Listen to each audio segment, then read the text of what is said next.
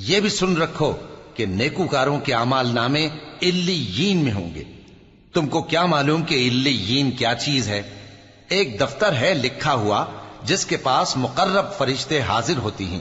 بے شک نیک لوگ نعمتوں میں ہوں گے، تختوں پر بیٹھے ہوئے نظارے کریں گے، تم ان کے چہروں ہی سے نعمت کی تازگی معلوم کر لو گے۔ ان کو شراب خالص سر بمہر پلائی جائے گی جس کی مہر مشک کی ہوگی۔